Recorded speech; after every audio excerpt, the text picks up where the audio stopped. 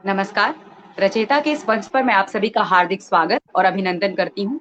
जैसा कि हम सभी जानते हैं कि आज हमारे साथ प्रोफेसर जितेंद्र श्रीवास्तव, जो कि प्रख्यात कवि, आलोचक व संपादक हैं, हमसे जुड़े हुए हैं। सर, मैं आपका हार्दिक स्वागत और अभिनंदन करती हूँ। अब मैं सर का एक संक्षिप्त परिचय आप सभी के सामने रखना चाहूंगी। प्रख्यात कवि जितेंद्र श्रीवास्तव के समूचे रचना कर्म में मनुष्यता के प्रति गहन आस्था अंतर्निहित है। मनुष्य और समाज के सरोकार यहाँ बहुआयामी संदर्भों में अभिव्यक्त हैं। जीवन जगत से जुड़े तमाम विषयों पर रची गई कविताएं गहन विश्लेषण और सूक्ष्म अवलोकन की मांग करती हैं। 90 के बाद की हिंदी कविता के अनिवार्य कवि जितेंद्र श्रीवास्तव 25 वर्षों से भी अधिक समय से हिंदी काव्य जगत को समृद्ध और सशक्त करते आ रहे हैं। संकट के इस दौर में जहाँ कविता और मनुष्य दोनों का अस्तित्व संकट में दिख रहा है, वहां ये कवि संवेदना के ठोस धरातल को पकड़े हुए सहजता से हमारे समय के यथार्थ को परत दर परत खोलते हैं। इन्हें पढ़ना अपने समय से रूबरू होने जैसा है। समकालीन हिंदी कविता के महत्वपूर्ण कवि जितेंद्र श्रीवास्तव का कवि कर्म भारतीय एवं वैश्विक मानवीय सरोकारों को व्यापकता से उकेरता है। कवि जितेंद्र श्रीवास्तव की समूची काव्य यात्रा का अवलोकन करने पर हम ये पाते हैं कि इनके लिए हम कह सकते हैं कि ये काव्य मनुष्यता का संधान करते हैं। निश्चित तौर पर जितेंद्र श्रीवास्तव जी का कवि मानस और काव्य रचना प्रक्रिया अपने समकालीनों से अलग है। दरअसल जितेंद्र श्रीवास्तव अपने समय की समस्याओं से जूझने वाले एक जागरूक कवि हैं। विडंबना है कि मनुष्य के जीवन में मौजूद अनेक समस्याएं तो अब लगभग स्थायी हो चुकी हैं। समस्याओं के इसी स्थायित्व को कवि ने निरंतर चुनौती दी है। इसी क्रम में यह कहना भी जरूरी है कि जितेंद्र जी का काव्य भारतीयता और उसके मूलभूत सरोकारों की खोज का काव्य है। वह भारतीय नागरिकों के अधिकारों एवं अस्मिता की पहचान और मनुष्यता के संधान का काव्य है। यही विशेषता उनकी कविताओं के मूल्यांकन हेतु पाठकों, आलोचकों को विवश करती है। अब अगर हम बात करें सर की प्रकाशित पुस्तकों की, तो कविता संग्रह इन दिनों हालचाल, अनभय कथा, असुंदर सुंदर, बिल्कुल तुम्हारी तरह, कायांतरण, उनकी प्रकाशित आलोचना की जो पुस्तकें हैं वो भारतीय समाज, राष्ट्रवाद और प्रेमचंद, शब्दों में समग्र, आलोचना का मानुष मर्म, सर्जक का स्वप्न, विचारधारा, नए विमर्श और समकालीन कविता, उपन्यास की परिधि।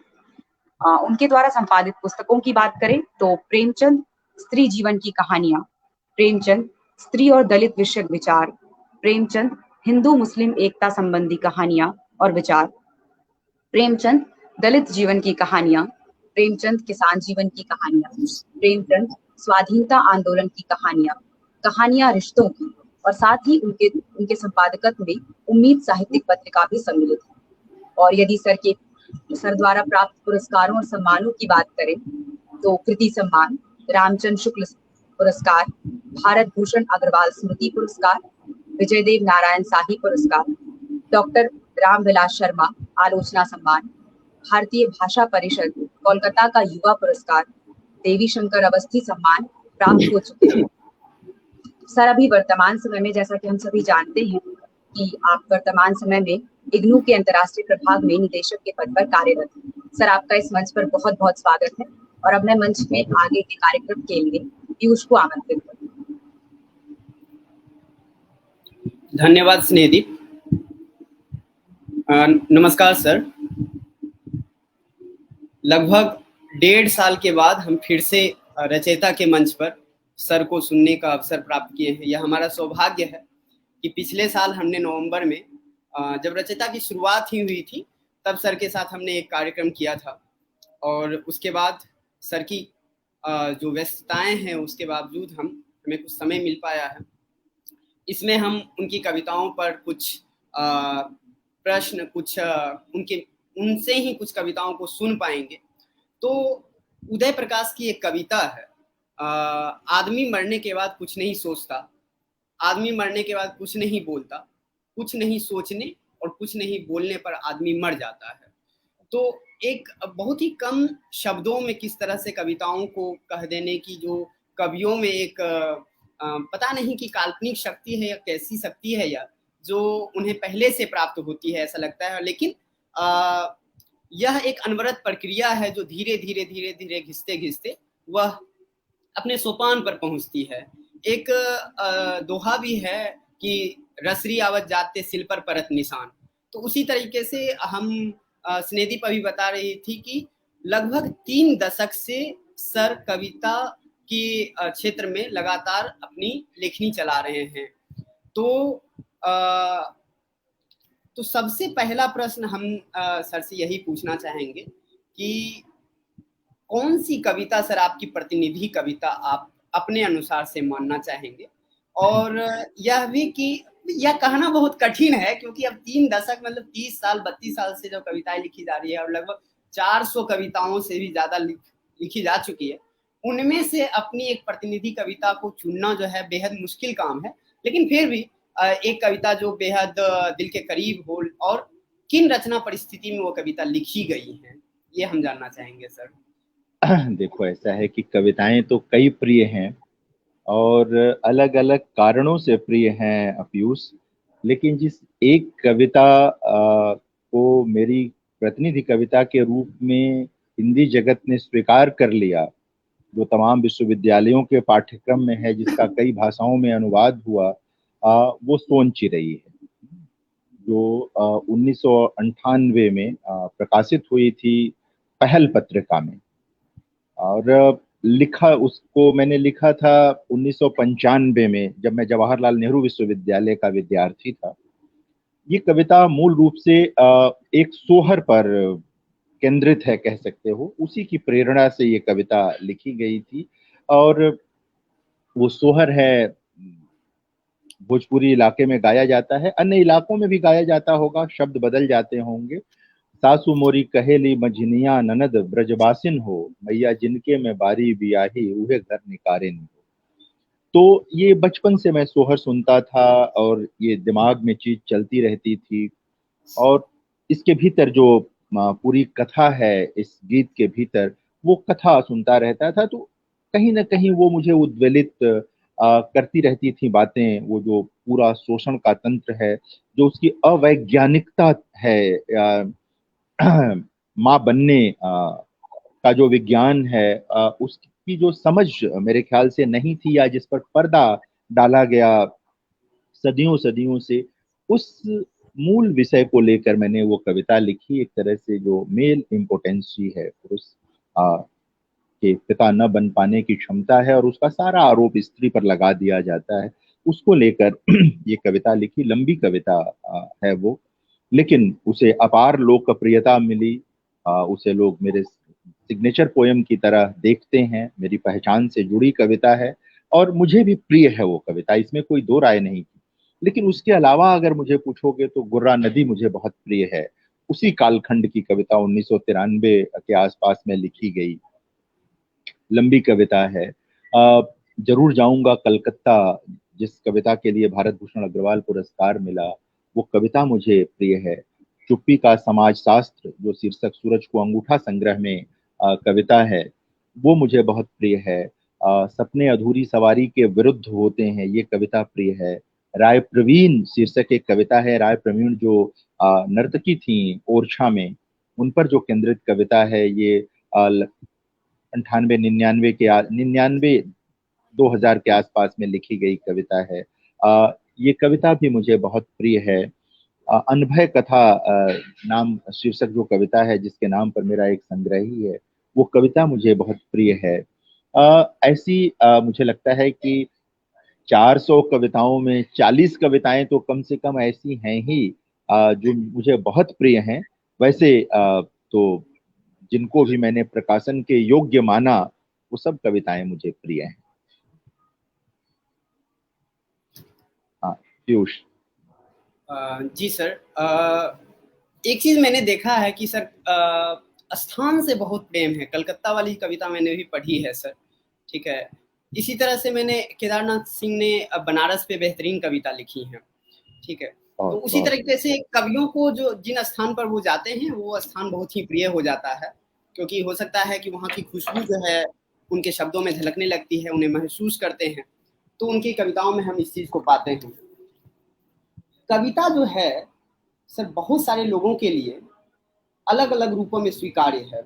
किसी के लिए देश बदलने का माध्यम है, क्रांति है, प्रेम है, और किसी के लिए स्वांतः सुखाय भी है, जिस तरह से तुलसी कहते हैं हमारे समय में कि स्वांतः सुखाय के लिए कविता लिखी जाए। धरती पर मनुष्यता को जीवित रखने का माध्यम भी कविता हो सकता है, साधन है, या किसी के लिए कांता सम्मित उपदेश है। तो इतनी सर कविता लिखने के बाद एक कवि के लिए, आपके लिए कविता क्या है सर? देखो, निजी तौर पर तो ये जो हमारे महापुरुष कह गए हैं, वही बात मैं भी दोहराऊंगा, अपने शब्दों में कहूंगा कि कविता मेरे लिए प्राणवायु की तरह है। निजी तौर पर सिर्फ मेरी अपनी लिखी कविता नहीं, जो हमारे पूर्वज कवियों ने कविताएं लिखी हैं, जो मुझसे वरिष्ठ कवियों ने कविताएं लिखी हैं, वो सब अच्छी कविताएं प्राणवायु की तरह हैं। उन कविताओं ने मेरे भीतर जो मनुष्य है उसे अधिक संवेदनशील बनाया, अधिक भावप्रवण बनाया, अधिक वैचारिक बनाया, अधिक कोमल और करुणा से युक्त बनाया। तो एक तरह से कह सकते हो कि वो मेरे लिए प्राणवायु की तरह है। शायद सबके साथ होता है, हर व्यक्ति अपने लिए कोई न कोई प्राणवायु चुनता है। सबके अपने एक ढंग है जीने का, अपने ढंग से लोग जीवन व्यतीत करते हैं।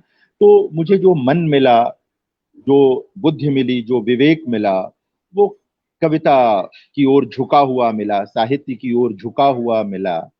और निश्चित तौर पर अगर साहित्य नहीं मिलता, कविताएं नहीं मिलती, तो शायद मेरे लिए ये जीवन असंभव होता, मुश्किल होता मेरे। बिल्कुल सही बात है सर। कविता जो है हमारे लिए प्राणवायु है।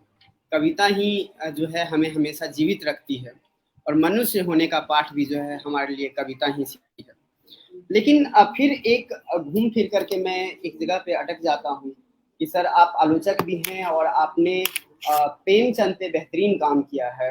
अगर हम अभी वर्तमान में प्रेमचंद पर बात करने जाएं तो अगर तमाम लोगों में अगर हम देखें तो कुछ गिने चुने लोग हैं जो बेहतरीन काम किए हैं। उसमें मैं हमेशा जितेंद्र श्रीवास्तव का नाम लेना उचित समझता हूँ। प्रेमचंद पे जितने भी किताबों का मैंने देखा है उसमें जितेंद्र श्रीवास्तव का नाम मैंने ऊपर ही रखा है। लेकिन फिर प्रेमचंद तो मूलतः कहानीकार हैं, कथाकार हैं, उपन्यासकार हैं, उसके रूप में ही जाने जाते हैं, और उन पर आपका बेहतरीन काम भी। फिर आपकी रुचि जो है कविता की तरफ कैसे, क्योंकि आप एक तरफ बेहतरीन साहित्य जो है प्रेमचंद पे लिख रहे हैं, तो फिर कविता के प्रति इतनी समग्र रूप में सर रुचि कैसे हुई है? पता नहीं पीयूष, आपने पढ़ा है कि नहीं, मुक्तिबोध का एक लेख है कि मेरी माँ ने मुझे प्रेमचंद का भक्त बनाया। देखिए क्या होता है कि विधागत अंतर उतना महत्वपूर्ण नहीं होता है। जरूरी नहीं है कि जो कविता लिखता है वो सिर्फ कविता ही पढ़े।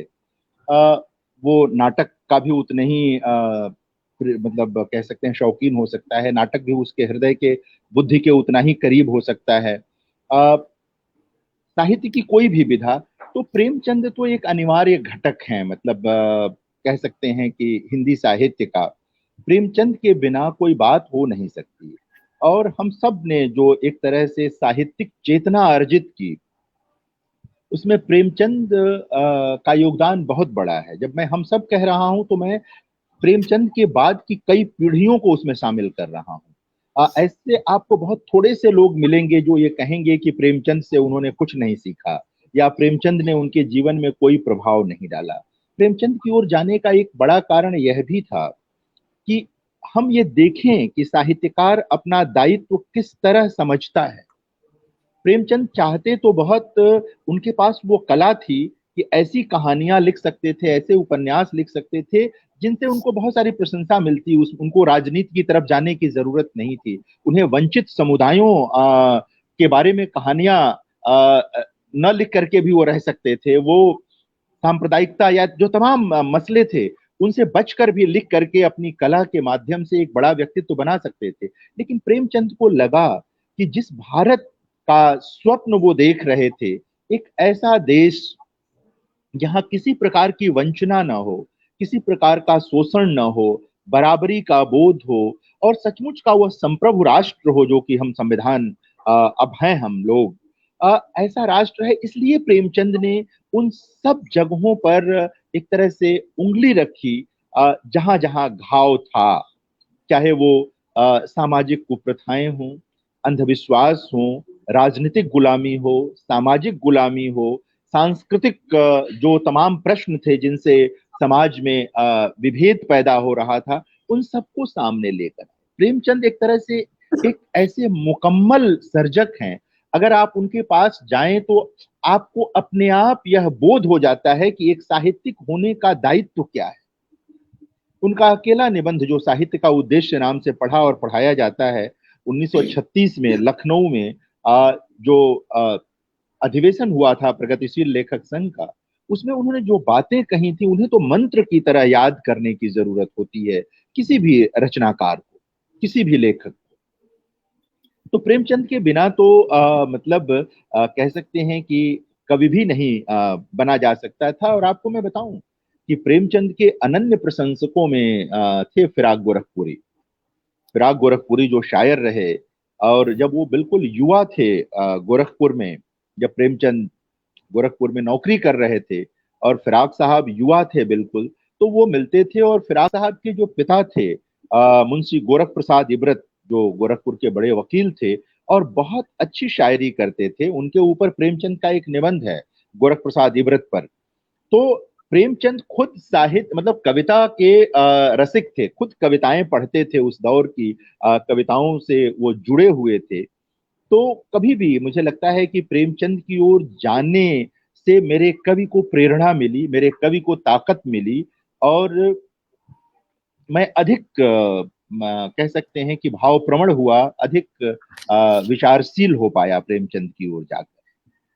कुछ कहानियां भी मैंने लिखी ही हैं वैसे, हालांकि जी मैं सर। अपने को कहानीकार नहीं मानता। जी सर, यह बात बेहद ही हमें समझने लायक है कि प्रेमचंद के बिना जो है साहित्य का कोई कोना भी जो है वह संभव नहीं है। हमें अपने जीवन में भी अगर किसी भी चीज़ को समझना है तो कितनी सरलता से किसी भी चीज़ को कह देने की जो क्षमता होती है वह हम प्रेमचंद से सीखते हैं, कि बहुत ही सरल भाषा में वो अपनी कहानियों को या अपने उपन्यास में किसी भी पात्र से जो भी कहलाना चाहते हैं वो बहुत ही सरल भाषा में कह देते हैं। तो प्रेमचंद का होना हमारे लिए बहुत ही महत्वपूर्ण है। अब हम एक तरफ मुड़ते हैं प्रेम की कविताओं पर। प्रेम की कविताएं भी सर आपने बहुत सारी लिखी है, और दो संग्रह जो है मूलतः, जो बिल्कुल तुम्हारी तरह और जितनी हंसी तुम्हारे होठों पर, एक कवि के नजरिए से प्रेम को शब्द में ढालना कितना उचित है। प्रेम, कभी कभी हम कहते हैं कि सर कि प्रेम को प्रेम रहने दिया जाए, बोलने की जरूरत नहीं है या लिख करके व्यक्त करने की जरूरत नहीं है। तो एक तो प्रश्न ये बनता है कि प्रेम को एक कवि के नजरिए से ढालना कितना उचित है, और आपकी प्रिय कविता इन दोनों संग्रहों में से कौन सी है, वो अगर हमें सुनाएंगे तो हमें अच्छा लगेगा। और एक और प्रश्न है कि एक आम आदमी के नजरिए से, क्योंकि एक कवि के नजरिए से मैंने कहा है, लेकिन एक आम आदमी के नजरिए से, अगर आप कवि नहीं हैं और एक नॉर्मल इंसान है, एक आम आदमी के नजरिए से पूछा जाए तो एक इंसान के जीवन में प्रेम की क्या महत्ता है और प्रेम की क्या परिभाषा होनी चाहिए, ये भी मैं जानना चाहूंगा। एक आम आदमी के नजरिए से प्रेम की क्या महत्ता है और क्या परिभाषा होनी चाहिए, और दूसरा, एक कवि के नजरिए से प्रेम को शब्द में ढालना कितना उचित है। पीयूष, देखिए क्या है कि प्रेम तो एक अनिवार्य चीज है जीवन की। वो उसके बहुत सारे रूप होते हैं। खैर, प्रेम के हम सब जानते हैं कि प्रेम का मतलब सिर्फ स्त्री पुरुष के बीच का प्रेम नहीं होता। प्रेम के बिना तो जीवन नहीं चलता है। जो सामान्य व्यक्ति है, दरअसल स्त्री पुरुष के बीच वाले प्रेम के अर्थ में भी देखें तो उसके बिना जीवन कहाँ चल पाता है। और इसीलिए मेरी जो प्रेम कविताएं हैं उनका कह सकते हैं कि अधिक भाग दाम्पत्य प्रेम की कविताओं का है, साहचर्य की कविताओं का है, परिवार में जो प्रेम पनपता है उसकी कविताओं का है। यानी स्वकीया के लिए लिखी गई कविताओं का है, द्वितीया के लिए लिखी गई कविताएं मेरे पास नहीं हैं, मेरे संग्रह में नहीं हैं। तो ये मेरे दोनों संग्रहों में नहीं है। तो प्रेम तो मेरा बहुत प्रिय शब्द जो मैं बार बार इस्तेमाल करता हूँ, अपनी एक किताब का नाम भी रखा था मैंने, प्रेम तो मेरे लिए जीव द्रव्य की तरह है, उसके बिना जीवन हो नहीं सकता। वह प्रेम है जो आपको हर तरह की तमीज पैदा करता है आपके भीतर। आप आप मतलब कह सकते हैं कि उसके बिना एक तरह से आपका जीवन, किसी का भी जीवन खोखला होता है। अब अब प्रेम को कोई अपने जीवन में किस रूप में देखता है, प्राप्त करने में, दूर होने में, तमाम तमाम तरह के उसके पक्ष हैं, वो अपनी जगह हैं। आप देखिए हमारे वहाँ अपनी परंपरा में भी आप देखिएगा तो प्रेम का महत्व है। राम और सीता का दाम्पत्य प्रेम जो है वो एक आदर्श की तरह हमारे देश में रहा है। आज भी है, आज भी है। अ, एक उदाहरण की तरह है। कृष्ण भी एक बड़े उदाहरण हैं हमारे वहाँ। तो प्रेम हमारे वहाँ कोई बहुत वायवीय चीज नहीं रहा है, एक मर्यादित उसका स्वरूप हमारे वहाँ रहा है, जिसमें जिम्मेदारी का बोध रहा है। हमारे वहाँ प्रेम जिम्मेदारी से मुक्त होने की चीज नहीं रहा है। हमारे वहाँ प्रेम का मतलब है जिम्मेदारी को ग्रहण करना, स्वीकार करना। जो जिम्मेदारी से भागेगा वो प्रेम नहीं कर सकता। वह तरह तरह के आकर्षणों से भरा हो सकता है, लेकिन उसको आप प्रेम नहीं कह पाएंगे, कम से कम मैं नहीं कह पाता। तो मेरे लिए लगता है कि, और दूसरी जो आपने बात कही थी कि प्रेम को सिर्फ महसूस करने का मामला, देखिए प्रेम तो महसूस ही किया जाता है, और हर व्यक्ति जो प्रेम महसूस करता है वो कह नहीं पाता। कहने की क्षमता कुछ लोगों के भीतर ही होती है, और जो बहुत बेहतर ढंग से कह लेता है, जाहिर है कि उसकी बात लोगों को बहुत अच्छी लगती है। जैसे मुझे ज्ञानेंद्र पति की एक प्रेम कविता ट्राम में एक याद बहुत पसंद है। चेतना पारेख के नाम से अक्सर लोग उस कविता को याद करते हैं, शीर्षक है उसका। तो मेरे साथ ये है कि जो प्रेम कविताएं हैं, निश्चित तौर पर जिन दिनों में आप प्रेम में होते हैं उन दिनों आप तत्काल कविता नहीं लिखते, लेकिन जब आप के जीवन में वो एक स्थायी चीज बन जाती है, एक तरह से कह सकते हैं कि वो आपके आचरण का हिस्सा बन जाता है, साहचर्य का हिस्सा बन जाता है, फिर आप रचने की स्थिति में होते हैं, फिर आप कहने की स्थिति में होते हैं। तो उस समय आप कह सकते हैं, अगर आपके भीतर क्षमता है कहने की, लिखने की, तो कह सकते हैं। और तमाम विश्व के बड़े कवियों ने, हमारे अपने हिंदी के कवियों ने भी इस तरह की चीज की है, संस्कृत से लेकर हिंदी तक। हम्म, घनानंद की जो प्रेम कविताएं हैं वो सर्वकालिक महान कविताएं हैं, सर्वकालिक महान कविताएं हैं प्रेम की। अभी मैंने ज्ञानेंद्र पति का जिक्र किया। केदारनाथ अग्रवाल की जो दाम्पत्य प्रेम की कविताएं हैं, नागार्जुन के वहाँ जो दाम्पत्य प्रेम, केदारनाथ सिंह के वहाँ कुछ बहुत अच्छी कविताएं हैं, भवानी प्रसाद मिश्र के वहाँ कुछ बहुत अच्छी प्रेम कविताएं, बहुत सारे लोगों के वहाँ हैं। अशोक वाजपेयी का एक पूरा संग्रह है प्रेम कविताओं का। शमशेर बहादुर सिंह के वहाँ आपको बहुत बहुत बहुत ही अच्छी प्रेम कविताएं मिलेंगी। तो हमारे वहाँ एक दीर्घ परंपरा है प्रेम कविताओं की। कोई एक नई चीज नहीं है, बस ये होता है कि समय के साथ प्रेम की धारणा बदलती चली जाती है। रीति काल था जहां पर घनानंद का मैंने नाम लिया, वो उसके अपवाद हैं, लेकिन बहुतेरे जो रीतिकालीन कवि थे वो देह वर्णन में व्यस्त थे। वो द्वितीया को केंद्रित कविताएं अधिक हैं, समर्पित कविताएं अधिक हैं। लेकिन जब आप 21वीं सदी में प्रेम की कल्पना करते हैं या 20वीं सदी के उत्तरार्ध की बात करते हैं, जो सदी बीत गई पीछे जो है, तो वहां पर प्रेम के भीतर लोकतांत्रिक चेतना का होना बहुत जरूरी है। मैं अक्सर कहता हूं, कल भी मैं दो किताबों पर चर्चा करते हुए कह रहा था कि प्रेम के लिए भी राजनीतिक चेतना अनिवार्य है। राजनीतिक चेतना माने पार्टी पॉलिटिक्स नहीं, राजनीतिक चेतना माने ये है कि जो पार्टनर है, जो आपका साथी है, उसके हक की चिंता, उसके अधिकार की चिंता, ये तमाम चीजें। देखिए कई बार हम करते हैं चिंता, कई बार वो बात आ नहीं पाती, लेकिन कम से कम चिंता आए तो सही, बात आए तो सही, आए तो सही। तो ये सारी चीजें उसमें रहती हैं। आपने कहा कि मैं आपको सुनाऊं कविता कौन सी। देखिए कविताएं तो बहुत सारी मुझे प्रिय हैं इसमें से, लेकिन एक कविता मैं आपको सुनाता हूं इसमें से। बहुत सारी कविताएं मुझे इसमें प्रिय हैं, लेकिन सिर्फ आपने एक कविता का जिक्र किया तो मैं जो ये बिल्कुल तुम्हारी तरह संग्रह है, इसकी जो शीर्षक कविता है मैं वो आपको सुनाता हूँ। और जो जो ढर्रे की प्रेम कविताएं होती हैं उससे बिल्कुल क्या कहेंगे कि इसे अलग आप रखेंगे, देखेंगे। 61। यहाँ दूर पहाड़ों पर मैं अकेला, यहाँ दूर पहाड़ों पर मैं अकेला, वहां घर में बेटियों बीच तुम। इस समय एक ऊंची चोटी पर खड़ा मैं नीरव नयनों से निहार रहा हूँ छटते बादलों को। धीरे धीरे धूप चढ़ रही है घरों पर, मुझे याद आ रहा है तुम्हारा चेहरा। ठीक इन्हीं क्षणों में न जाने क्या कर रही होगी तुम। शायद नहलाकर बेटियों को संवार रही होगी उनके बाल, निरख रही होगी उनके चेहरे। लोग कहते हैं बड़ी की आंखें हैं मेरी तरह, छोटी की तुम्हारी तरह। इधर कई दिनों से अकेले तुम संभाल रही होगी घर बाहर। मैं तो थक जाता हूँ अक्सर, ठीक से नहीं कर पाता अपने हिस्से का भी काम। और तुम हो जो सब कुछ कर लेती हो हंसती हुई चुपचाप। लेकिन अब की जब मैं घर आऊं, एक बात बताना मुझको, आखिर किस ताख पर रख दिया तुमने अपना गुस्सा।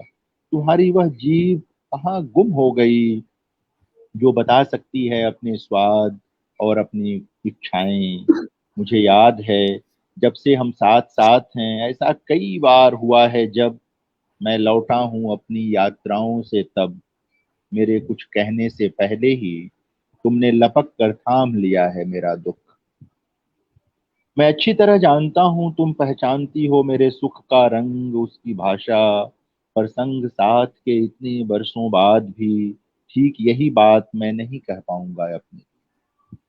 मैं जानता हूं यह अपराध है, पर क्या करूं, कहां से लाऊं अपने भीतर एक स्त्री की आत्मा, वह भी एक ऐसे समय में जब बच्चियां मारी जा रही हैं कोख में। फिर भी एक इच्छा है मन में कि अब की जब मैं घर आऊं तुम अपनी कहो, अपने जैसों की कहो, और मैं सुनूं उसी तरह जैसे सुनती हो तुम।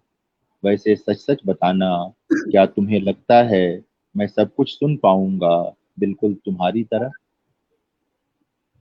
तो ये एक कविता जो आपने आ, आग्रह किया कि मैं सुनाऊं, तो ये कविता थी।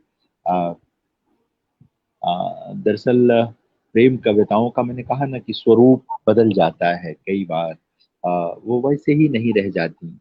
और भी कई प्रेम कविताएं हैं जो अलग ढंग से अपील करती हैं, लेकिन मुझे लगा कि ये कविता आज इस मंच पर मुझे सुनानी चाहिए। बहुत सुंदर कविता है सर। आ, आपकी एक पुस्तक सर कमलेश जी और सुचिता जी ने संकलित की थी बेटियां नाम से। बेटी केंद्रित कविताएं जितने आपने लिखी है सर, उतनी किसी ने नहीं लिखी है, ऐसा हमारा मानना है। और खास करके माता पर, पिता पर, पत्नी पर भी एक पूरी की पूरी पूरा का पूरा संग्रह ही है। तो कुल मिलाकर के कहें तो पारिवारिक संबंधों पर आपने बेहतरीन कविताएं लिखी हैं। तो उस पे पिता पर एक कविता है सर आपकी, मानुष राग, वह भी हम सुनना चाहेंगे। और अगर आप पिता पर, बेटियां पर भी कोई कविता आप हमें सुनाना चाहें तो जरूर जरूर जरूर जरूर जरूर जरूर, निश्चित तौर पर मैं सुनाता हूँ आपको। जी सर। जी सर। एक मिनट बस। मानुस राग कहा ना आपने? जी, जी सर। मैं सुनाता हूँ आपको। मानुस राग। धन्यवाद पिता कि आपने चलना सिखाया, धन्यवाद पिता कि आपने चलना सिखाया, अक्षरों शब्दों और चेहरों को पढ़ना सिखाया। धन्यवाद पिता कि आपने मेड़ पर बैठना ही नहीं, खेत में उतरना भी सिखाया। धन्यवाद पिता कि आपने मेड़ पर बैठना ही नहीं, खेत में उतरना भी सिखाया। बड़े होकर बड़े बड़े ओहदों पर पहुंचने वालों की कहानियां ही नहीं सुनाई, छोटे छोटे कामों का बड़ा महत्व बताया। सिर्फ काम कराना नहीं, काम करना भी सिखाया। सिर्फ काम कराना नहीं, काम करना भी सिखाया। धन्यवाद पिता कि आपने मानुष राग सिखाया। बहुत बहुत धन्यवाद, यह जानते हुए भी कि पिता और पुत्र के बीच कोई अर्थ नहीं धन्यवाद का। धन्यवाद कि आपने कृतज्ञ होना और धन्यवाद करना सिखाया। धन्यवाद कि आपने कृतज्ञ होना और धन्यवाद करना सिखाया। धन्यवाद पिता, रोम रोम से धन्यवाद कि आपने लेना ही नहीं ऋण होना भी सिखाया। धन्यवाद, धन्यवाद पिता। तो ये कविता थी। आपने कहा है कि एक कविता आपको सुनाता हूँ, छोटी सी, जरूर बेटियों सर। को लेकर के। जी बेटियों को जरूर। लेकर जो आपने कहा तो मैं आपको सुनाता हूँ। 1 मिनट, ये 75 पे है। बहुत सारी कविताएं हैं बेटियों को लेकर के तो, लेकिन एक कविता कभी जो हमने, बेटियां। यह दिसंबर की पहली तारीख की ढल रही शाम है। धूप चुपके से ठहर गई है नीम की पत्तियों पर। यह दिसंबर की पहली तारीख की ढल रही शाम है। धूप चुपके से ठहर गई है नीम की पत्तियों पर। इस समय मन में उजास है, उसमें टपकता है शहद की तरह बेटियों का स्वर। बेटियां होती ही शहद हैं जो मिटा देती हैं आत्मा की सारी कड़वाहट। अभी कुछ पल बाद धूप सरक जाएगी आंचल की तरह पत्तियों से। पत्तियां अनंत काल तक नहीं रोक सकती धूप को, पर बेटियां नरम धूप की तरह बनी रहती हैं सदा पिता के संसार। पर बेटियां नरम धूप की तरह बनी रहती हैं सदा पिता के संसार में। जितनी हंसी होती है बेटियों के अधर पर, उतनी उजास होती है पिता के जीवन में। जो न हंसे बेटियां तो अंधेरे में खो जाते हैं पिता। जो न हंसे बेटियां तो अंधेरे में खो जाते हैं पिता। ये बेटी केंद्रित बहुत कविता बेहतरीन जो है। कविता है सर। इस तरह की कविता मुझे लगता है कि एक कवि से ज्यादा एक बेटी का बाप ही लिख सकता है, जो महसूस कर सकता है अपनी बेटियों को और जो उनके साथ में जीता है। आ, आज की कविताओं से आप कितना संतुष्ट हैं जो आज नहीं, बहुत बहुत बहुत अच्छी कविताएं लिखी जा रही हैं पीयूष। बहुत सारे प्रतिभाशाली लोग, नए कवि जिनको कहेंगे, वो लोग आए हैं और बहुत अच्छी कविताएं लिख रहे हैं। और निश्चित तौर पर वो कविता को आगे ले जा रहे हैं। हर नई पीढ़ी यही करती है, पिछली पीढ़ी से कुछ सीखती है, कुछ उससे नाराजगी व्यक्त करती है, कुछ तोड़ फोड़ करती है, फिर आगे बढ़ती है। परंपरा और नए में ये संघर्ष भी चलता है और ये अंतर संबंध भी बना रहता है। और इसी कारण कुछ नया हो पाता है, कुछ नई चीजें घटित हो पाती हैं। तो बहुत अच्छी कविताएं लिखी जा रही हैं हिंदी में, और नए ढंग से लिखी जा रही हैं, लोग प्रयोग कर रहे हैं। अच्छा ये भी लगता है। और जो सरोकार हैं, वो अब भी लोगों के पास बचे हुए हैं। अब भी जो तमाम कवि हिंदी के हैं, उनमें अधिक संख्या उन लोगों की है जो लोग कविता को कला तो मानते हैं, लेकिन यह मानते हैं कि यह कला जीवन से अलग नहीं है, यह जीवन का हिस्सा है। तो कला और जीवन का जो अंतर संबंध है, वो उसको बनाए रख कर लिख रहे हैं। ये बड़ी बात तो युवा कवियों की जो कविताएं हैं सर, उससे कितनी उम्मीद की जा सकती है? है। बहुत क्योंकि ज्यादा, बहुत ज्यादा, बहुत ज्यादा। क्योंकि असल में क्या है कि हमें सही कहा आपने कि हमें रिजिड बन करके नहीं रहना है। पूर्वाग्रह जो शिकार हो जाते हैं कि इस तरह की कविताएं लिख रहे थे, तो आज की जो कविताएं हैं जो घेरों को तोड़ रही हैं, नए प्रयोग कर रहे हैं, तो ऐसा हम लोग मानने लगते हैं कि ये कविताएं नहीं है, हो सकता है ये गद्य है या कुछ भी। लेकिन अगर लिखा जा रहा है वो घेरों को तोड़ रहे हैं, तो ऐसा भी तो है कि वो नए प्रयोग कर रहे हैं और नई कविताएं आ रही हैं। तो उनसे हमें कितनी उम्मीद है कि वो कविताओं को कितना आ, आगे बढ़ाएंगे? दो बातें मैं बराबर कहता हूँ कि प्रयोग जो है सिर्फ प्रयोग के लिए नहीं होना चाहिए। प्रयोग की कोई जमीन होनी चाहिए, पहली बात। दूसरी बात यह है कि कविता आप गद्य में लिखें, हम सब लिखते हैं। कोई दिक्कत की बात नहीं है, लेकिन कविता का गद्य निबंध के गद्य से अलग होगा, कविता का गद्य कहानी के भी गद्य से अलग होगा। यह यह यह जो विभाजन है, इसकी समझ अगर किसी कवि के पास है तो फिर वो बेहतर ही लिखेगा या लिखेगी, ठीक है ना, वहां कहीं कोई दिक्कत नहीं आएगी। लेकिन जिसको ये समझ नहीं है कि निबंध का गद्य कैसा होना चाहिए, किसी राजनीतिक पंफलेट जो आता है उसका गद्य कैसा होना चाहिए और कविता का गद्य कैसा होना चाहिए, इसका अंतर नहीं मालूम है तो गड़बड़ी करेगा। देखिए, अगर आप पंफलेट के गद्य में कविता लिखेंगे तो फिर पंफलेट लिखिए, फिर पंफलेट लिखिए। कविता, मैंने जैसा कहा कि कविता एक कला का अनुशासन है, इसका विस्मरण आपको नहीं करना है, लेकिन वह सिर्फ कला नहीं है, वह जीवन से जुड़ी चीज है, इसको भी याद रखना जरूरी। इन दोनों को साथ लेकर आप प्रयोग करें तो बहुत अच्छी बात है। सिर्फ चमत्कार पैदा न करें जैसा रीतिकालीन कवियों ने किया। हाँ, देखिए, कबीर कबीर कोई चमत्कार नहीं करते हैं, लेकिन उनसे अधिक प्रभाव किसका है? तुलसीदास से किसी की सहमति और असहमति हो, लेकिन जो कविता का गहरा प्रभाव पड़ता है वो तो वो जो सहजता है उसी के नाते पड़ता है ना।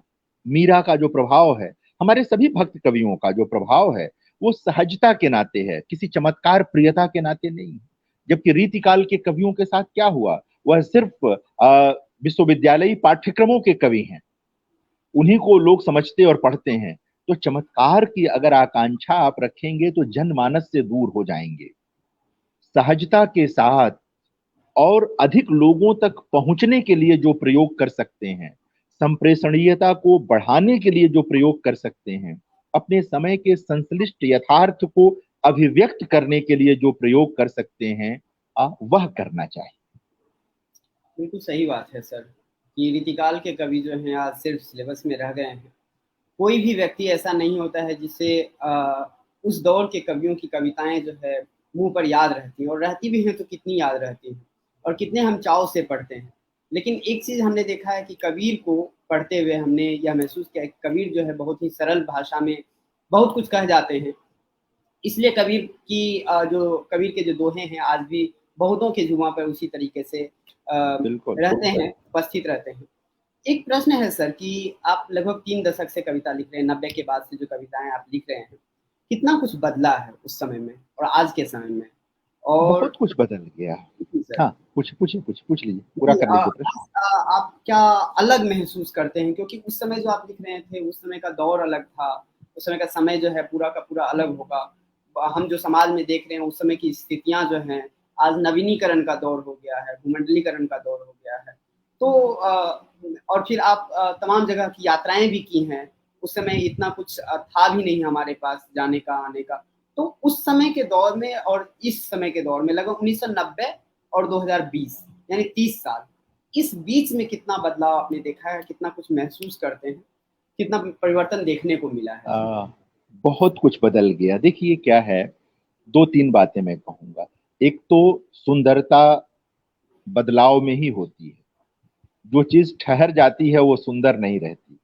हाँ, नदी का जल बहता हुआ ही वो सुंदर होता है, पोखर कुछ दिन तक सुंदर लगता है, फिर उसके पानी पर काई और तमाम चीजें इस तरह जमने लगती हैं। तो बदलाव तो जीवन का और समाज का नियम भी है और उसकी सुंदरता को बनाए रखने के लिए जरूरी भी।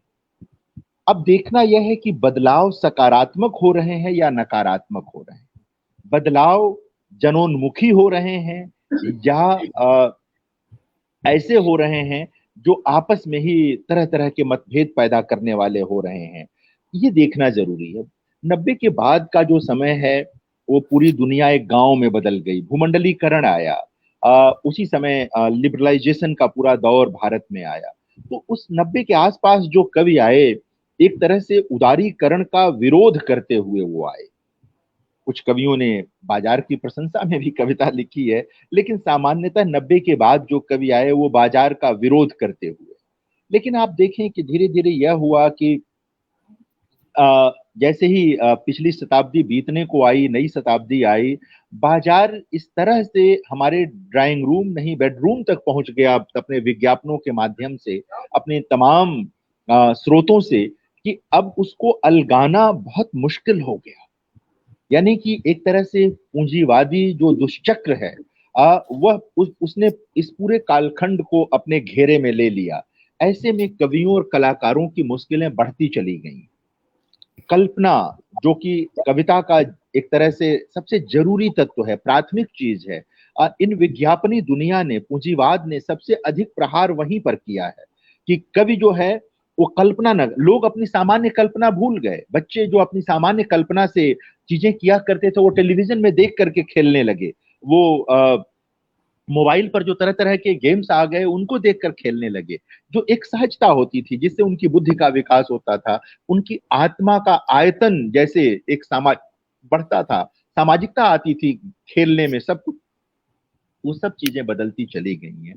निश्चित तौर पर सुविधाएं बहुत बढ़ गई हैं लेकिन जीवन मुश्किल हुआ है। ये एक संश्लिष्ट बात है कि सुविधाएं बहुत बढ़ गई हैं लेकिन जीवन मुश्किल हुआ है, क्योंकि सुविधाओं का उपभोग करने लायक आमदनी सबके पास नहीं है। सबके पास नहीं है। आ, वो एक जो कह सकते हैं कि जो सामाजिक संरचना है, उसमें बहुत सारे स्तर हैं, बहुत सारी चीजें हैं। चमक बहुत आ गई है लेकिन उसके पीछे अंधेरा भी बहुत है। कवियों की जिम्मेदारी उस अंधेरे को रेखांकित करने की है ताकि सत्ताएं उस ओर देख पाएं और उस अंधेरे को दूर करने का कोई रास्ता निकालें, उद्यम करें।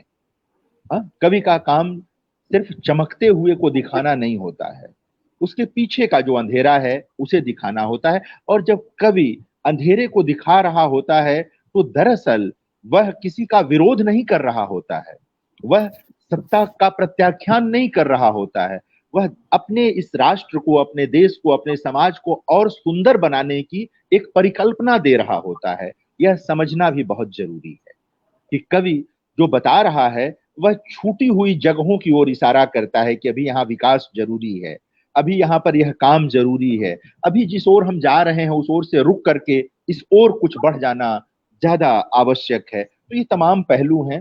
तो बहुत कुछ बदल गया है, जीने का ढंग बदल गया है, संबंधों का व्याकरण बदल गया है, हाँ, मित्रता का व्याकरण बदल गया है। अब आपको धीरे धीरे ऐसे लोग कम होते जा रहे हैं जो घंटों किसी की प्रतीक्षा कर लें। अब अक्सर आपको लोग मिलेंगे तो ये मुहावरा कहते हुए मिलेंगे कि समय नहीं है, बहुत व्यस्त हूं। हम सब मतलब जाने अनजाने इस जीवन का हिस्सा हो गया। पहले लोग व्यस्त भी रहते थे तो कहते नहीं थे, वो समय निकाल लेते थे, मिलते थे, कभी जताते नहीं थे। लेकिन यह चीजें बदल गई हैं। ये बदलाव थोड़ा घातक है लेकिन धीरे धीरे यही सत्य होता जा रहा है। बिल्कुल सब कुछ, सही बात है जी। हाँ, सुविधाएं बढ़ गई है और लेकिन जीवन जीवन जीने मुश्किल हो गया। मुश्किल जीवन बहुत मुश्किल हो ज्यादा गया। है। इसी से एक जुड़ा हुआ प्रश्न ये है सर कि आपकी एक कविता है सर, मैं पढ़ना चाहूंगा। जिस सकारात्मकता की आप बात कर रहे थे उसी से जुड़ी हुई, आज ही हमने उसे प्रेषित किया है सर। दूब। बहुत पहले की कविता है, बहुत पहले की, बिल्कुल आरंभिक दौर की कविता है मेरे वो। जी सर। हम्म। अदम्य जिजीविषा से भरी है दूब, उसे जमने और पसरने को नहीं चाहिए सिर्फ नदी का किनारा। पत्थरों के बीच भी सिर उठाने की जगह ढूंढ लेती है दूब। मिट्टी से कितना भी दबा दीजिए, मौका पाते ही पनप उठती है वह, पसर जाती है सबको मुंह चिढ़ाते हुए। जमने को अपना अधिकार मानकर देती आ रही है वह चुनौती अपने खिलाफ साजिश करने वालों को सृष्टि के आरंभिक दिनों से। कितनी सकारात्मक बात है सर यह इसमें कि हमने सर हम सुनते आते हैं कि पत्थरों में भी डूब उग कर आ जाती है, तो फिर आप मेहनत से क्यों भाग रहे हैं? कुछ भी काम, जो भी काम है वो संभव हो सकता है, असंभव कुछ भी नहीं है। तो असल में जब कवि उपस्थित हो तो हमें हमेशा चाहिए कि कवि के मुंह से ही हम कविताओं को सुने, लेकिन मैं अपने आप को रोक नहीं पाया नहीं नहीं, सर बहुत इसको अच्छा है, पढ़ने बहुत के लिए। अच्छा, बहुत अच्छा, बहुत अच्छा। तो सर, बोलिए। वर्तमान समय में आप कविता की जरूरत किस तरह से महसूस करते हैं? क्योंकि वर्तमान का दौर जो है बहुत मुश्किल हो रहा है सर। एक दूसरे को हम महसूस, जो हमारे पड़ोसी हैं हम उससे भी बात करने से कतराते हैं। जो आपने सही कहा कि सर मैं व्यस्त हूँ, समय नहीं है, इस समय में कविता की जरूरत किस तरह से आप महसूस करते हैं? मैं, जैसा कि मैंने अपने आरंभिक मतलब जो बातचीत हम लोगों ने शुरू हुई है तो आरंभ में कहा, देखिए कविता रहेगी तो जो हमारे मन का भीगापन है ना वो बचा रहेगा, मन हमारा शुष्क नहीं हो पाएगा, हमारी बुद्धि सिर्फ व्यवहारिक बुद्धि नहीं रह जाएगी, थोड़ी सी भावुकता, थोड़ी सी मूर्खता, जीवन की मूर्खता, जब मैं मूर्खता कह रहा हूं तो संबंधों के लिए जीने की बात कह रहा हूं, थोड़ा प्रेम बचा रहेगा कहीं ना कहीं हमारे भीतर, अगर कविता रहेगी तो। कविता की सबसे बड़ी दिक्कत यह है कि वो आपको व्यवहारिक नहीं बनाती है, बहुत व्यवहारिक हो चुके लोगों को थोड़ा सा, और मैंने जो कहा कि उनके मन को थोड़ा और अ, भीगापन देती है, थोड़ा तरल बनाती है। अ, अधिकांश जो है कह सकते हैं कि जो किसी भी कारणों से अंधेरा छा गया होता है भीतर, वहाँ थोड़ी सी ही सही, मतलब वहाँ प्रकाश की व्यवस्था करती है, वहाँ प्रकाश पहुंचाती है कविता। तो कविता तो बहुत जरूरी चीज है। अगर कविताएं लोगों के जीवन में इस कदर आ जाएं कि थोड़ा सा ही समय निकालें वो कविता के लिए, तो जानिए कि जो बहुत सारी नकारात्मकता है वो दूर हो जाएगी। लोग एक दूसरे के साथ खड़े होंगे, एक दूसरे को पहचानने लगेंगे, और शायद कबीर की कविता है ना कि 1 लाख पूत 1.25 लाख नाती, ता रावण घर दिया न बाती, सारी सत्ताएं मिट जाती हैं। अभी एक मित्र ने गढ़कुंडार के किले का की तस्वीर लगाई थी, जब मैं झांसी में प्राध्यापक था आज से 24 साल पहले, तो मैं वहां कई बार गया। किसी समय वहां जगमग रहा होगा, तरह तरह के उत्सव रहे होंगे, लेकिन अब सिर्फ खंडहर है।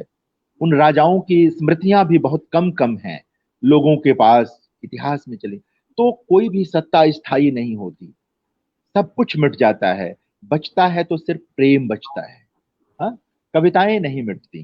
कालिदास भी जीवित हैं, कालिदास के समय के राजे रजवाड़े खत्म हो गए, कहीं इतिहास में दर्ज रह गए।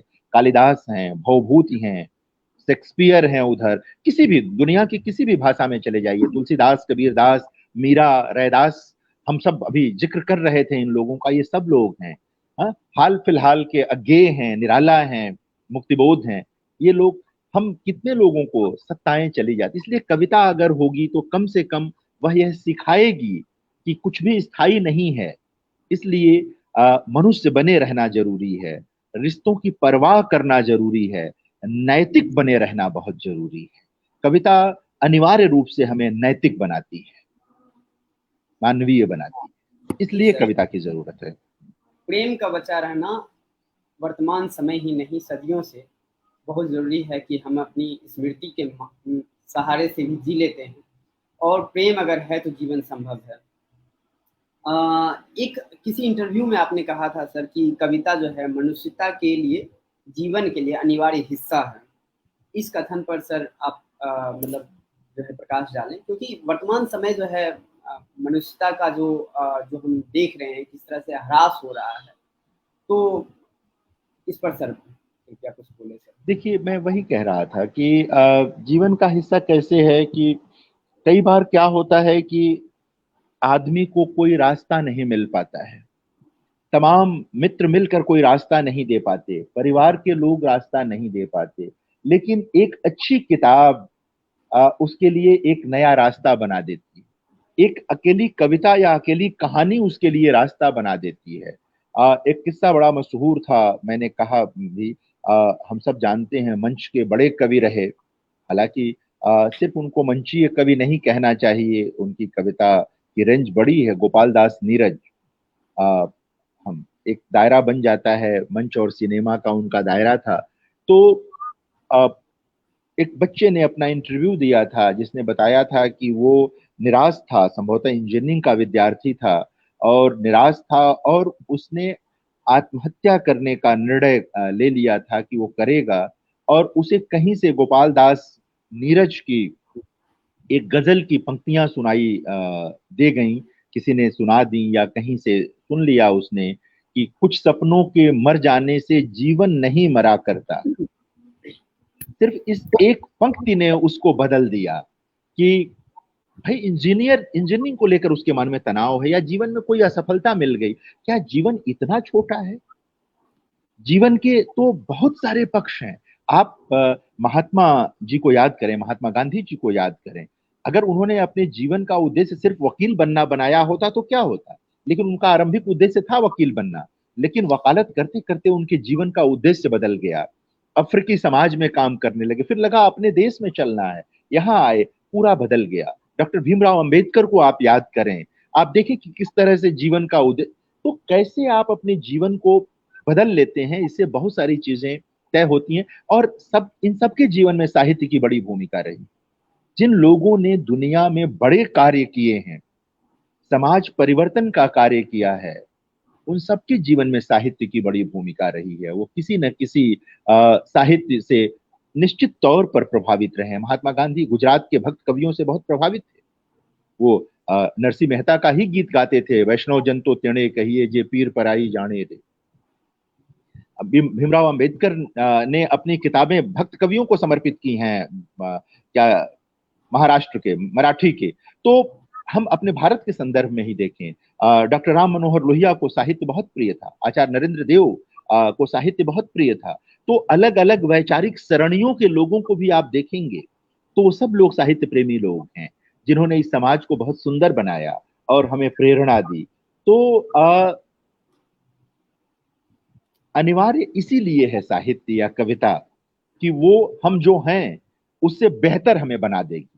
अगर आपने कविता से दोस्ती की, साहित्य से दोस्ती की, तो आप जो हैं आप उससे बेहतर अनिवार्य रूप से बनेंगे, इसमें कोई दो राय नहीं है। हो सकता है कि आप व्यवहारिक धरातल पर असफल माने जाएं, लेकिन मनुष्यता के धरातल पर आप बड़े साबित होंगे, विलक्षण साबित होंगे। तो सही बात है सर। इसके बाद सर, हम आपकी जो यात्रा है सर जेएनयू में भी रही है, आपने जेएनयू से पढ़ाई भी की है सर, तो क्या हाल के दिनों में आपका जेएनयू जाना हुआ है? और जाता ही रहता हूँ, जाता ही रहता हूँ। इस समय आप पढ़ाई कर रहे थे और वर्तमान समय में कितना कुछ महसूस किया है परिवर्तन वहाँ पर? और अगर वहाँ पर लिखी हुई कोई कविता जिस दौर में आप रह रहे थे, या उस पर जेएनयू पर कुछ लिखी हुई कविता, तो एक अगर हमारे लिए।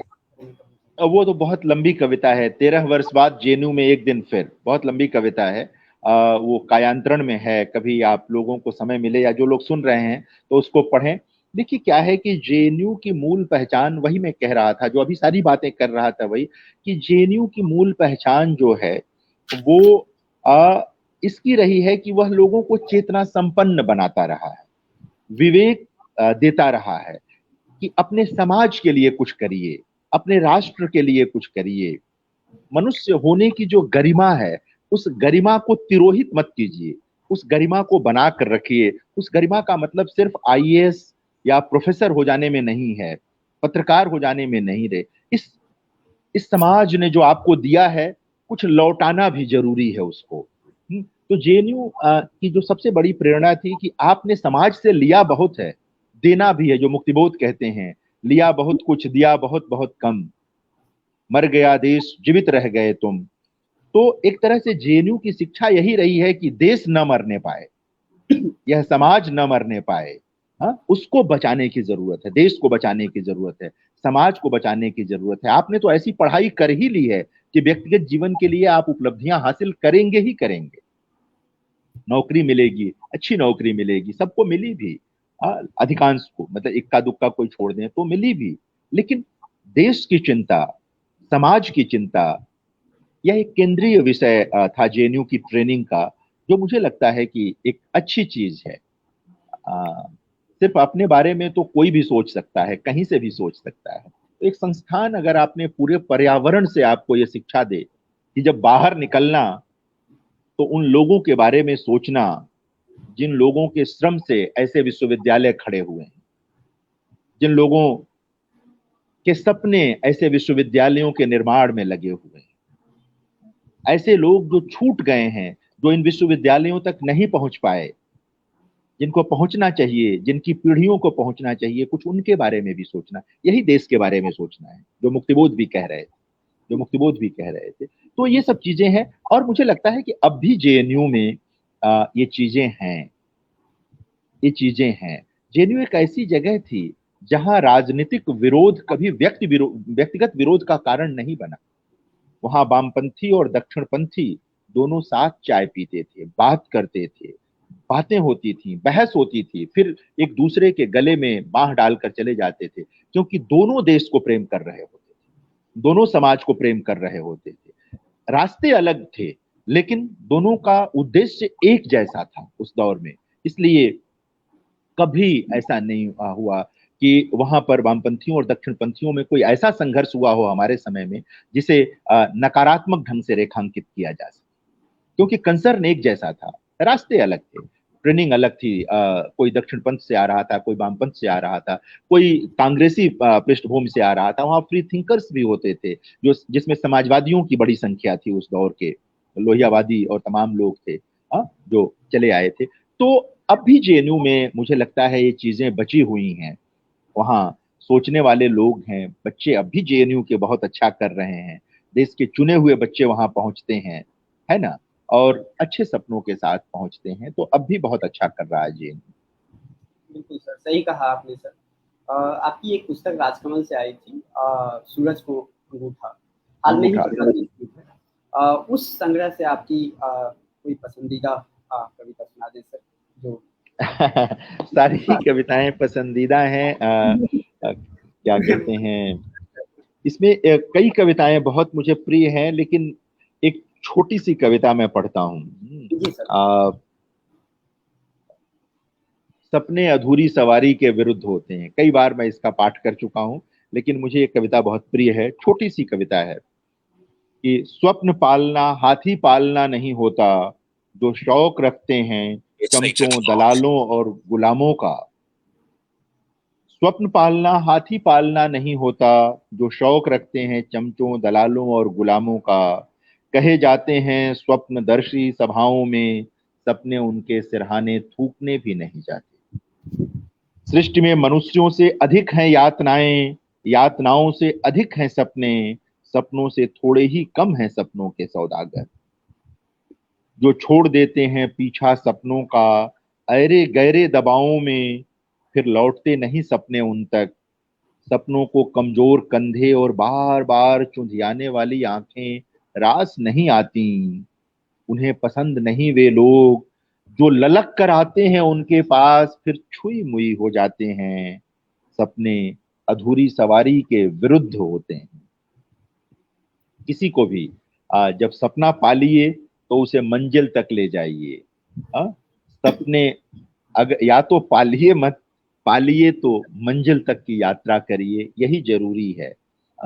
और अगर हाँ हाँ जी सर, जी सर, मैं कह रहा था, और सपने अगर सामाजिक सांस्कृतिक कंसर्न के हों तब तो और लड़ाई बड़ी हो जाती है। कलाम जी का भी कथन है सर कि सपने हुए होते हैं जो हमें सोने ही ना दे। सोने नहीं जी, सपने हमें आगे बढ़ने, और सपने अगर हम देखते हैं तो उसे पूरा करना हमारा कर्तव्य हो जाता है। बिल्कुल बिल्कुल। इसी भी सर के नितेश कुमार पांडे हैं, हमारे दिल्ली विश्वविद्यालय के छात्र हैं सर। उनका एक प्रश्न आया है, आज के समय में कविताओं का दुरुपयोग करते हुए देखा जा रहा है, इस संदर्भ में आपका क्या मत है? देखिए क्या है कि कवि तो अपनी कविता लिख करके उससे कह सकते हैं कि इस अर्थ में मुक्त हो जाता है कि वो जनता की चीज हो जाती है ना। मेरी कविता छप गई, जैसे अभी आप दूब का पाठ कर रहे थे, पोस्टर बनाया आपने, तमाम मित्र ये काम करते रहते हैं। अब समाज में चूंकि बहुत तरह के लोग हैं, कोई हो सकता है कि कविता का दुरुपयोग भी कर ले। कवियों को सचेत रहना चाहिए कि ऐसी कविता मत लिखिए कि उसका दुरुपयोग हो। अपनी कविता में ऐसा स्पेस मत छोड़िए कि कोई उसका नकारात्मक इस्तेमाल कर ले। आप किसी भी श्रेष्ठ कवि की कविता का नकारात्मक इस्तेमाल नहीं कर सकते। इसका मतलब कि उस कवि की ट्रेनिंग में कहीं कोई दोष है, उस कवि की परिपक्वता में कहीं ना कहीं कमी है कि उसकी कविता का उपयोग के सदुपयोग के बदले कोई दुरुपयोग कर ले रहा है। ये कवि की सीमा है। कवि को अपनी कविता को ऐसा बनाना ही नहीं चाहिए कि उसका कोई दुरुपयोग कर पाए। हाँ, यह आवाज जो है नितेश तक पहुंच गई होगी। सर, आपका एक शनिवार को, प्रत्येक शनिवार को एक शो आता है सर, द न्यू भारत पे, किताब शनिवार की। उसमें मतलब विभिन्न किताबों का आप चयन करते हैं और उस पर बात रखते हैं। तो उन किताबों का चयन आप किस तरीके से करते हैं सर? निश्चित तौर पे दो कारणों से करता हूं। एक तो कोई किताब अगर बहुत चर्चित हो गई हो तो एक कारण यह होता है। दूसरा कारण मेरी अपनी जो साहित्यिक रुचि है, वो एक बड़ा कारण है कि मेरी रुचि कैसी है। उस रुचि के कारण भी मैं चुनता हूं। तो और तीसरा कारण यह है कि मुझे कई बार लगता है कि कोई किताब पाठकों को जरूर पढ़नी चाहिए। कई कई तरह से, मतलब उस किताब को मुझे लगता है कि जरूरी चीज है, तो वो भी मैं चर्चा के बीच लेकर के आता हूँ। ये तीन कारण हैं इसके। जी, बहुत ही सुंदर सर। पाउलोस एक हैं व्यक्ति, केरल से वो कविता सुन रहे हैं आपकी, ये पूरी चर्चा सुन रहे हैं। ये जो पूरा लाइव है सर, पूरे देश में सुना जा रहा है रचयिता के माध्यम से। शमशेर जावेद है, उनका कहना है कि नवोदित रचनाकारों व साहित्यकारों के लिए आपका क्या संदेश है? यह प्रश्न मैं भी करता कि अंतिम प्रश्न के रूप में, कि जो भी व्यक्ति सुन रहे हैं या जो भी व्यक्ति बाद में सुनेंगे, उनके लिए एक साहित्यकार के नज़र से, एक कवि के नज़र से, एक आम इंसान के नज़र से, उनके लिए आपका क्या संदेश होगा? एक संदेश जो आप देना चाहते हैं। संदेश देना तो कोई अच्छी बात नहीं होती है। संदेश तो क्या देना है, लेकिन मैं ये सिर्फ कहना चाहता हूं कि जो भी कविता के क्षेत्र में है, हम सबको हमारे अग्रजों ने, गुरुओं ने जो सिखाया, वही बात मैं कहना चाहता हूं कि अपने वरिष्ठों को पढ़िए, अपने से पहले लिखी गई कविताओं को पढ़िए, साहित्य को पढ़िए। इससे ये आपको पता चलेगा कि हिंदी कविता कहाँ तक पहुंच गई है, हिंदी कविता ने कितना विकास कर लिया है। फिर आप अपनी ओर से उसमें जो जोड़ सकते हैं वह जोड़िए। ऐसा ना हो कि आप कोई ऐसी चीज कहने जा रहे हैं जो 35 साल पहले किसी ने बहुत सुंदर ढंग से कह दिया है, फिर आज अगर आप उसे कह रहे हैं तो आप रिपीट कर रहे हैं, और फिर आपको लगेगा कि आपको महत्व तो नहीं मिल रहा है। तो एक अलग तरह की खीज आपके भीतर पैदा होगी जो कुंठा का रूप भी धारण कर सकती है। इसलिए जरूरी है कि पहले यह जान लीजिए कि आप क्या लिखा पढ़ा गया। इसीलिए हमारी परंपरा में अध्यवसाय, प्रतिभा के साथ साथ अध्यवसाय को बहुत महत्व दिया गया है, और व्युत्पत्ति को, व्युत्पत्ति माने पढ़ना लिखना। जानिए कि देश दुनिया में क्या हो रहा है, यानी कि जिस विधा में आप काम कर रहे हैं वो विधा कहां तक पहुंच चुकी है यह जानिए, उसकी परंपरा में क्या है वह जानिए। तो परंपरा को भी पढ़िए और अपने समकालीनों को भी पढ़िए कि आपके समकालीन क्या कर रहे हैं। इससे निश्चित तौर पर आपको लाभ होगा, और आप जो लिखेंगे वह हिंदी कविता में या जिस भी भाषा में आप लिख रहे हैं उस भाषा में नया होगा, वह नया जोड़ेगा वह। बहुत बहुत धन्यवाद सर, हम पाठकों को। और कभी किसी से भयभीत नहीं होना चाहिए। किसी भी नए रचनाकार को, किसी भी पूर्वज कवि से, बड़े कवि से भयभीत नहीं होना चाहिए, उसे सीखना चाहिए, सीखना चाहिए। सर, यह आपकी ही पहुंच है कि लोग यहाँ पर नेपाल से भी इस कार्यक्रम को सुन रहे हैं। किसी ने मैसेज किया है कि नमस्कार, मैं नेपाल से सुन रहा हूँ। यह बहुत ही बेहतरीन बात है सर कि हमारे इस पूरी बातचीत को देश विदेशों में भी लोग सुन रहे हैं। तो इस कार्यक्रम को सर हम यहाँ पे समाप्त करते हैं पूरी सार्थक परिचर्चा के लिए, और इस कार्यक्रम धन्यवाद के लिए मैं स्नेहदीप को आमंत्रित करता हूँ। इस कार्यक्रम की अंतिम कड़ी में मैं ये कहना चाहूंगी कि सर, किसी भी कविता को कवि के मुख से सुनना हमारे लिए बहुत ही ज्यादा सुखद और आनंदित करने वाला अनुभव होता है। और मैं सर की उस बात से पूरी तरह जुड़ पाई कि सर ने कहा कि हर व्यक्ति अपने भावों और विचारों को अभिव्यक्त नहीं कर पाता या शब्दबद्ध नहीं कर पाता। वहां हमें जरूरत महसूस होती है कविता की। बहुत जरूरी है कविता का होना, ताकि जहां हम अपनी अभिव्यक्ति को या अपने शब्दों को अभिव्यक्त ना कर पाए, वहां हम कविता का सहारा लें, उन्हें पढ़ें। और आज के समय में तो बहुत ज्यादा जरूरी है कविता को पढ़ना और सुनना, महसूस करना। और सबसे पहले मैं पीयूष का धन्यवाद करती हूँ, रचयिता के मंच का, कि उनके सवालों के माध्यम से ही हम सर के विचारों से लाभान्वित हो पाए। और साथ ही सर आपका बहुत बहुत धन्यवाद। आप हमारे मात्र एक आग्रह से हमसे जुड़े और इतने व्यस्त समय में भी आपने हमें वक्त दिया, इसके लिए आपका बहुत बहुत धन्यवाद। हमारे श्रोताओं का भी बहुत बहुत धन्यवाद, लगातार हमसे जुड़े हुए थे और उन्होंने हमसे इसमें जिज्ञासा भी अपनी जाहिर की, अपने प्रश्न पूछे। आप सभी का बहुत बहुत धन्यवाद। इसी तरह आगे इसी कार्यक्रम से हमसे जुड़ते रहें। बहुत बहुत धन्यवाद। आप सबका भी धन्यवाद, बहुत बहुत धन्यवाद जी बहुत बहुत धन्यवाद।